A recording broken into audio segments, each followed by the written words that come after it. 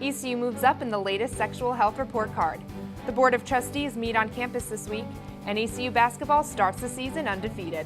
Thank you for tuning in to today's episode of TEC-TV. I'm Jessica Gribben.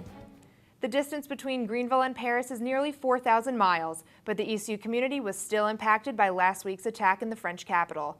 ECU has reported that there are 3 students studying abroad in France for this semester. The students are studying outside of Paris, and as of Saturday evening, the students reported being unharmed following the attacks in Paris. On Monday, ECU French faculty members, along with the ECU French Club, held a candlelight vigil at the cupola. The vigil was to honor the victims of Friday's terrorist attacks and the people touched by terror, war, and conflict around the world. We do have an update this evening to the story about the racist graffiti and hate speech found in Jones Residence Hall at the beginning of the month. Jack William Ramsey and Anthony David Medonio were both 18 years old and from Waxhaw, have been arrested in connection to the crime. ECU police identified the 2 suspects using security camera footage. Both have been charged with damage to personal property, a misdemeanor. Neither are current or former ECU students. A former ECU student has been charged after attempting to assault his father with a knife. Wake County deputies have charged 23-year-old Steve Franklin with assault with a deadly weapon with intent to kill, inflicting serious injuries, and felony conspiracy. His mother also faced charges. The next court date is on November 30th. Steve Franklin is no longer enrolled at ECU. The Board of Trustees is meeting at the end of this week. Administrative reporter Anna Parrish is here in the studio to talk about what's on the schedule. Anna? The Board of Trustees will hold its monthly meeting this Thursday and Friday. On Thursday, during the Athletic and Advancements Committee meeting, the committee will provide updates on Heritage Hall. Chancellor Ballard recently said that they are extremely close to reaching the desired goal of $300,000. Jessica has more on that story later. Along with the meetings, the Chancellor Search Committee are holding public forums for students and faculty to give inputs on the Chancellor Search. These public forums will be held on December 1st and December 2nd. To get update on the Chancellor Search, visit theeastcarolinian.com. Parking on campus could get a little complicated in the coming months. The university held a forum Wednesday to discuss the changes due to the new student center. I spoke with a professor who had this to say. I think it's a large construction project for the university, and while they're doing the construction, there will be some inconvenience for some people, and people are going to have to walk a couple of extra blocks. It could be more of an inconvenience to students than it will be to staff and faculty. I think it'll be pretty easy for A1 holders. They'll be able to find things. We have the full story for you at theeastcarolinian.com. Thanks, Anna. ECU SGA and the Black Student Union are holding an event this weekend with the hopes of raising money for Heritage Hall. The event is expected to have 800 attendees and is a black tie masquerade-themed ball. The tickets to attend the event will cover the cost of the event, and the rest of the proceeds will go directly toward the fundraising event for Heritage Hall. The Heritage Hall Working Group needs to raise $300,000 to remove Charles Aycock's name from the dorm on College Hill by December 1st. Only about $240,000 of that money has been raised. ECU has moved up a few spots in the latest sexual health report card. The report by Trojan Condoms listed ECU as number 46, which is 8 spots from 54 just a year ago. The Sexual Health Report Card is an annual ranking of the sexual health resources and information available to students on college campuses nationwide. Trojan Condoms uses an independent research firm to analyze 140 major college campuses. In 2013, East Carolina University was ranked 50, followed by 54 in 2014 and 46 in 2015. Student health centers on college campuses were graded on website usability, HIV and STI testing on-site, and sexual assault programs and resources, as well as health center hours of operation and drop-ins or appointments.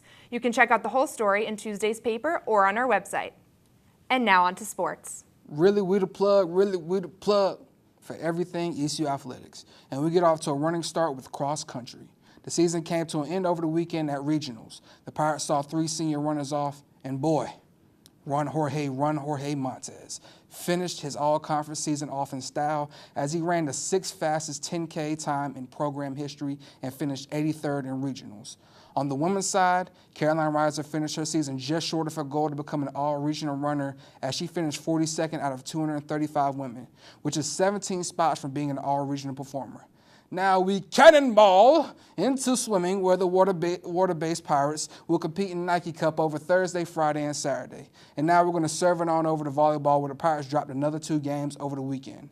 The 2 losses make it 9 in the last 10 games. The Pirates dropped to 11-16 with 4 games left. 2 this weekend, and the Pirates would travel to Houston for a Friday game with the Cougars. And then they would travel to New Orleans for a Saturday game against Tulane. If the Pirates are going to be a better team, they must close games out, as the Pirates are just 2-5 in games that go 5 sets. And now, cue the Curtis Blow music as we head to basketball. Is my favorite sport. I like the way they dribble up and down the court. All right, that's enough of that. We're going to toss it on over to Carson Cherry, the women's basketball beat writer for the East Carolinian, to give us the recap of the team's week. Carson? The women's basketball team has had a confident performance so far this season. Head coach Heather Macy has led the Pirates to win their first 3 games in her 6th season at the reins for East Carolina. The Pirates started their season on the road in Corpus Christi, Texas, against the University of Texas Rio Grande Valley to take part in the Islander Classic. The Pirates won their first game by 11 points to finish with the score at 70-59. The second game, ECU came up against Texas A&M Corpus Christi, where they easily defeated the Islanders 82-46. The Pirates then came back home to Greenville to cruise past the Alcorn State Braves by a score of 87-58 in their home opener. So far this season, ECU has had a couple of standout players. Redshirt senior guard Jada Payne has carried her good form from last season into this one to have a dominant performance so far. Payne has averaged 19.3 points, 9.3 rebounds, and 5 assists per game in her first 3 games. Another standout player is redshirt junior post Marina Red Lorami, who is playing in her first season at East Carolina after transferring from Indiana State. Lorami has averaged 17.3 points, 6 rebounds, and 2.3 assists so far this season. The Pirates play their next game on Friday, November 20th, against Presbyterian College at Minges Coliseum. And then they travel to Delaware to play the Delaware University Blue Hens on Sunday. Thank you, Carson. We will shift the focus to the men's team that picked up 2 big W's over the last week. The Pirates looked rough in their first game on Friday as they picked up a W against Grambling State 61-53.